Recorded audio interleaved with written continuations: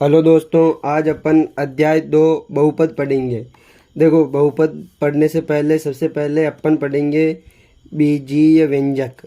जो भी इसका बेसिक कॉन्सेप्ट है वो समझेंगे अपन सबसे पहले। बीजीय व्यंजक, देखो बीजीय व्यंजक क्या होता है। जो भी अपने को निश्चित चर या अचर राशियाँ होती हैं उनको योग, व्यकलन, गुणा, भाग के रूप में लिखना ही क्या है, बीजीय व्यंजक। जैसे अपन यहाँ पर परिभाषा लिखते हैं बीजीय व्यंजक की। तो बीजीय व्यंजक क्या होता है, कुछ निश्चित चर या अचर राशियों को योग, व्यकलन,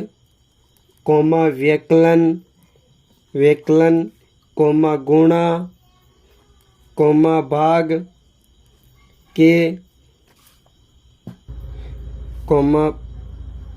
भाग के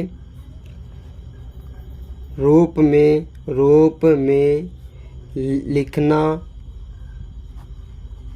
बीजीय व्यंजक कहलाता है। बीजीय व्यंजक कहलाता है। देखो अपन ने क्या लिखा, कुछ निश्चित चर या अचर राशियों को योग, व्यकलन, गुणा या भाग के रूप में लिखना बीजीय व्यंजक कहलाता है। देखो अपन अगर चर या अचर राशियों को अगर इन रूप में लिखेंगे ना, इन चिन्हों का प्रयोग करके, तो जो अपने को बहुपद प्राप्त होगा वो क्या होगा, एक बीजीय व्यंजक होगा। जैसे अपन लिखेंगे x + 5, ये क्या है, एक बीजीय व्यंजक है। जैसे y - 3, ये भी क्या है, एक बीजीय व्यंजक है।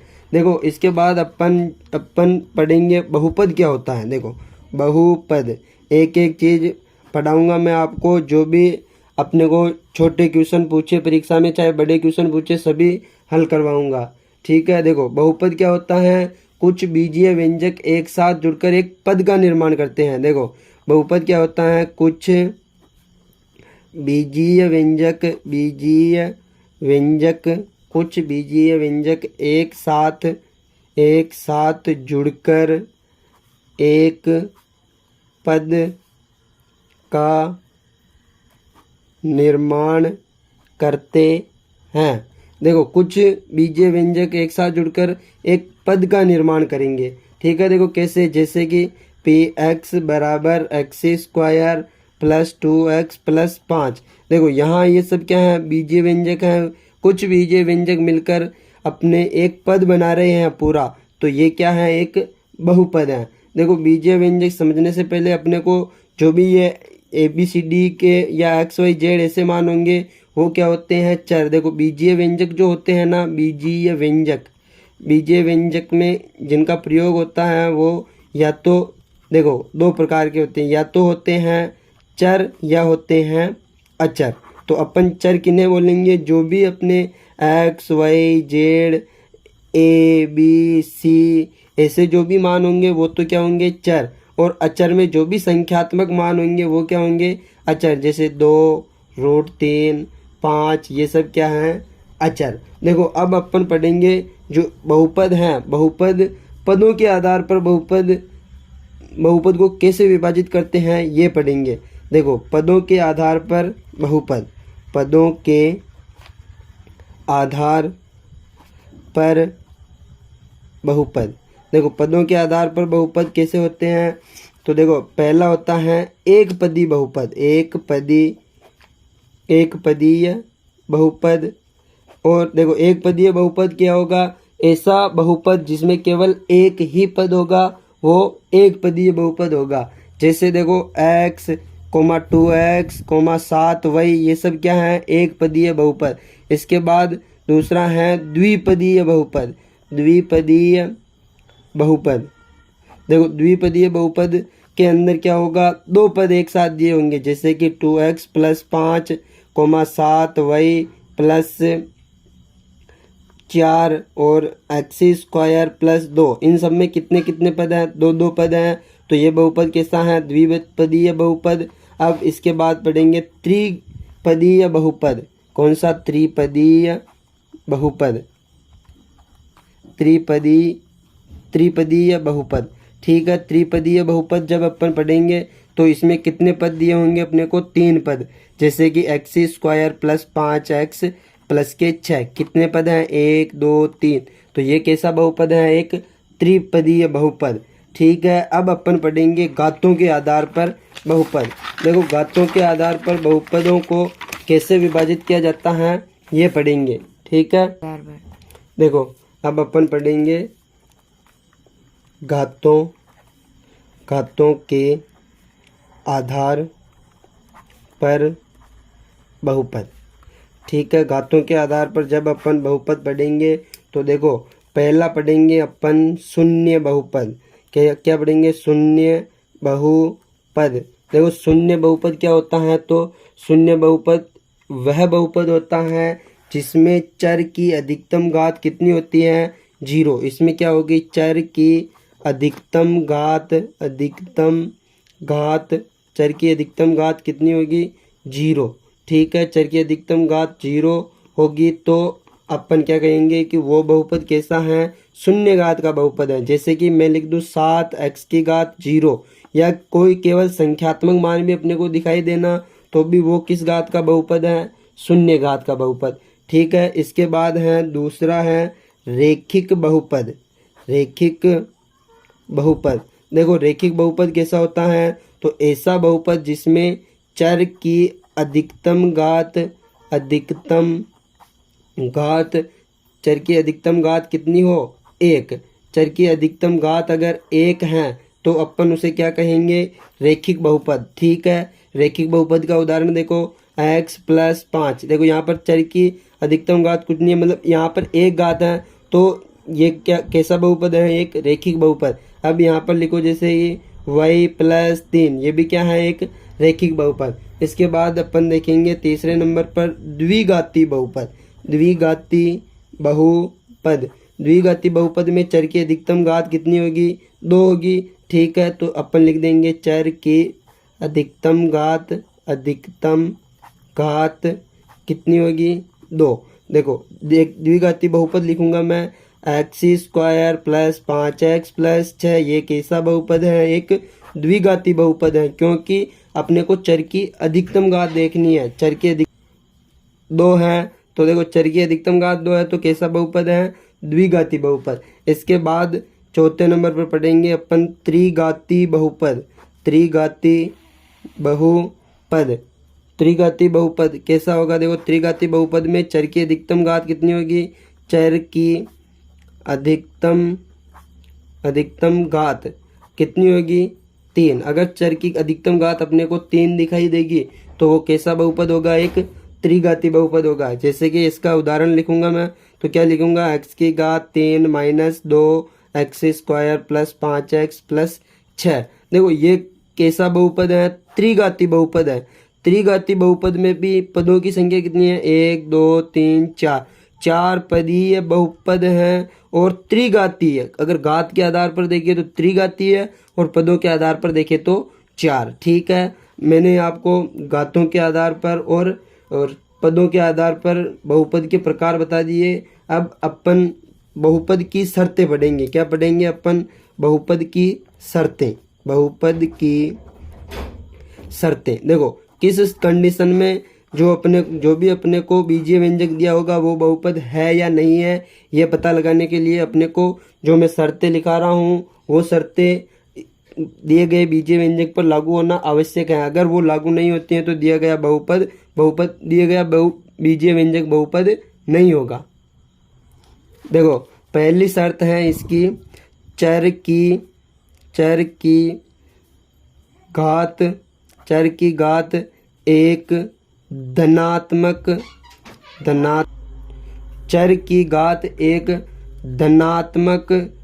पूर्णांक होनी चाहिए।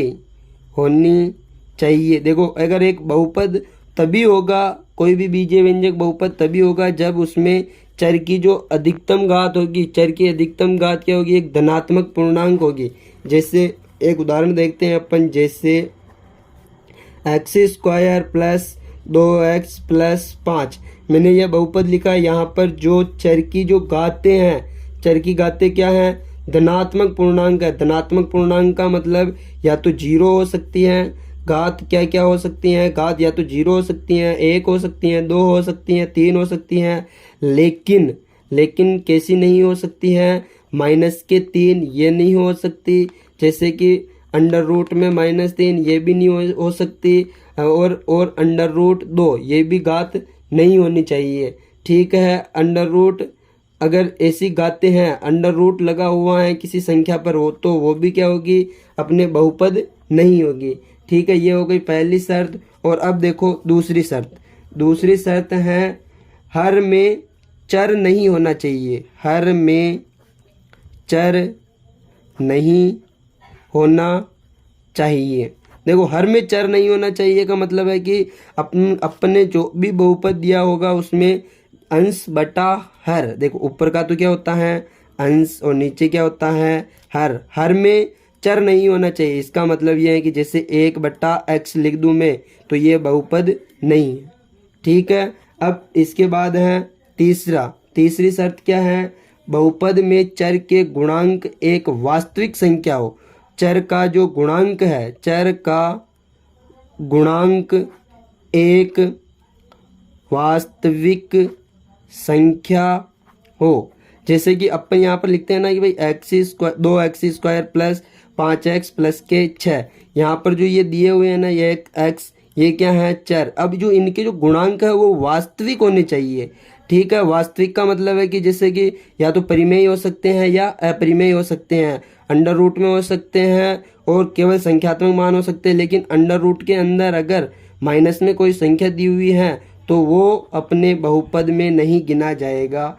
ठीक है, अब इसके बाद में जो चौथी शर्त है, पदों की संख्या निश्चित होनी चाहिए। पदों की संख्या निश्चित हो। पदों की संख्या निश्चित हो। ठीक है, पदों की संख्या कैसी होनी चाहिए, निश्चित होनी चाहिए। जैसे कि कोई भी बहुपद लिख दिया x² प्लस 5x, ऐसे डॉट डॉट लगा दिया तो इनमें क्या है कि पदों की संख्या निश्चित नहीं है, तो ये बहुपद नहीं है।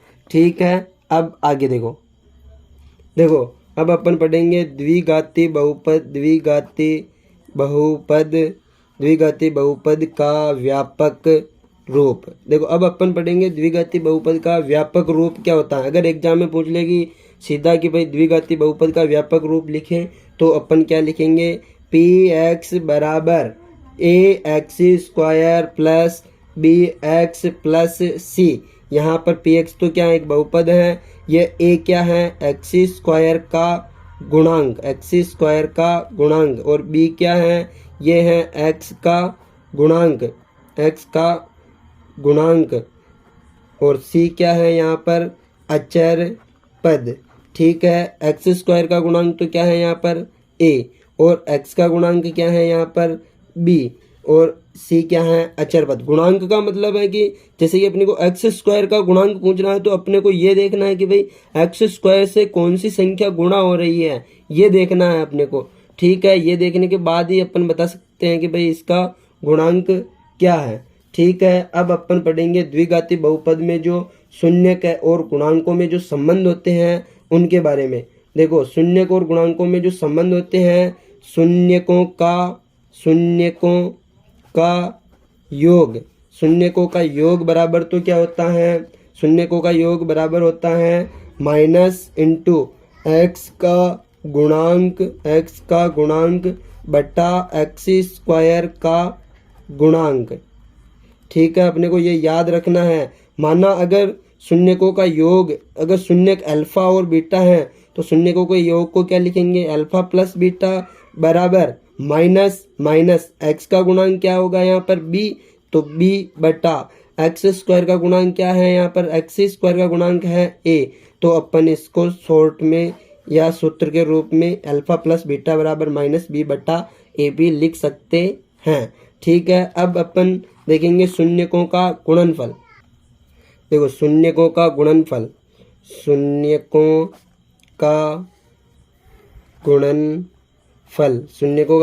क्या होता है, शून्यकों का गुणनफल होता है अचर पद बटा x² का गुणांक। देखो अपन ने जो द्विघाती बहुपद लिखा था ना वो क्या था, a x square plus b x plus c, यही था ना, यही था। तो अब देखो यहाँ से अगर शून्यक अल्फा और बीटा है तो शून्यकों का गुणनफल क्या होगा, अल्फा बीटा बराबर अचर पद क्या है, सी बटा एक्स स्क्वायर का गुणांक क्या है, ए। तो इसको अपन इस प्रकार सूत्र के रूप में लिख सकते हैं। ठीक है, अब इसके बाद अपन देखेंगे कि भाई जो द्विघाती बहुपद हैं, द्विघाती बहुपद ज्ञात करने का सूत्र क्या है सीधा। यदि अपने को देखो लिखेंगे अपन, यदि शून्यकों का योग व गुणनफल दिया हो तो द्विघाती बहुपद का सूत्र, देखो डायरेक्ट सूत्र है, सभी को ये याद होना चाहिए। ठीक है, पी एक्स बराबर क्या होता है, पी एक्स बराबर x square minus alpha plus beta into x plus alpha beta. यहाँ पर अल्फा प्लस बीटा ये क्या है, शून्यकों का योग और शून्यकों का गुणनफल क्या है, अल्फा बीटा।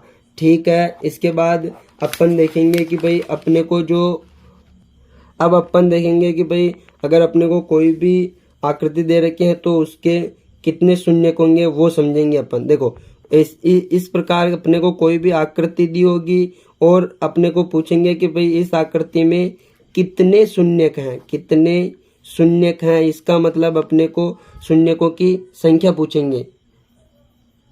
देखो कितने शून्यक हैं ये बताने के लिए अपने को क्या करना है, अपने को ये देखना है कि भाई जो भी अपने को रेखा दे रखी होगी वो एक्स एक्स पर कितने बार काटती हैं। वाई एक्स से अपने को कोई लेना देना नहीं है, अपने को लेना देना है एक्स एक्स से। जितनी बार एक्स एक्स पर काटेगी उसके उतने ही शून्य होंगे। जैसे कि ये वाली रेखा है, एक्स एक्स पर कितने बार काट रही है, 1 2 3, 3 बार काट रही है तो इसके शून्य कितने होंगे, 3। जैसे एक उदाहरण और देखो, ये वाला देखते हैं तो अपन ये वाली रेखा एक्स एक्स पर कितने बार काट रही है, एक्स एक्स तो ये है तो और ये तो वाई एक्स है, तो वाई एक्स पर एक्स एक्स पर एक भी बार नहीं काट रहे हैं तो इसका जो शून्यक होंगे, शून्यकों की जो संख्या होगी कितने होंगे, शून्यकों की संख्या कितनी होगी, 0।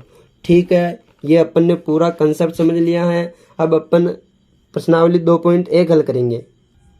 देखो प्रश्नावली 2.1 का क्वेश्चन नंबर 1, देखो क्वेश्चन नंबर 1 क्या है, देखो क्वेश्चन नंबर 1 क्या है, क्वेश्चन नंबर 1 है किसी बहुपद px के लिए y बराबर px का ग्राफ नीचे आकृति 2.10 में दिया गया है। प्रत्येक स्थिति में px के शून्यकों की संख्या ज्ञात कीजिए।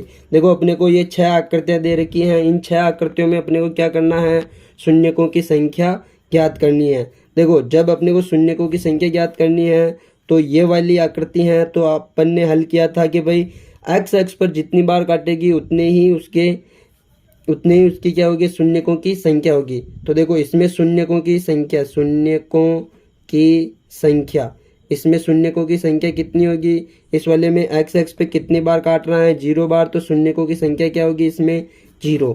इसमें देखो इसमें कितने शून्यक होंगे, तो इसमें एक्स एक्स पर कितनी बार काट रहा है, 1 बार, तो इसमें कितने शून्यक होंगे, 1। और इसमें देखो इसमें कितने शून्यक होंगे, तो 1 2 3, 3 बार काट रहा है तो इसमें कितने शून्यक होंगे, 3। ठीक है, अब देखो चौथे सवाल में कितने बार काट रहा है, एक्स एक्स पर 1 2 बार काट रहा है, इसका मतलब इसमें शून्यकों की संख्या कितनी होगी, 2। ठीक है, इसमें तो 0 है पहले वाले में। तो 5वें में देखो कितनी बार काट रहा है, एक्स एक्स पर 1 2 3 4 बार काट रहा है तो इसमें शून्यकों की संख्या कितनी होगी, 4। इसमें देखो कितनी बार काट रहा है, 1 2 और 3 4, देखो 4 बार काट रहा है ना, ये यहाँ पर 4 बार नहीं, 1 2, देखो इसमें शून्य कितने हैं, तो 1 2, ये यहाँ से ऐसे कट करके ऐसे जा रहा है। ठीक है, ये एक बार ही टच हो रहा है यहाँ पर, 1 2, और ये यहाँ से ऐसे जा रहा है तो यहाँ पर कितने, 3, 1 2 3, तो इसमें कितने शून्य का है, 3। देखो इस प्रकार अपन ने जो अध्याय 2 है उसका कंसेप्ट समझ लिया और जो प्रश्नावली 2.1 है वो पूरी समझ ली। ठीक है, अध्याय 1 पूरा मैंने अब आपके अपने YouTube channel NK classes Shahpura पर हल करवा रखा है। आप पीछे वाले वीडियो देख लें। आगे वाले वीडियो देखने के लिए चैनल को सब्सक्राइब करें और दूसरों को भेजें ताकि सभी को फ़ायदा हो सके। धन्यवाद।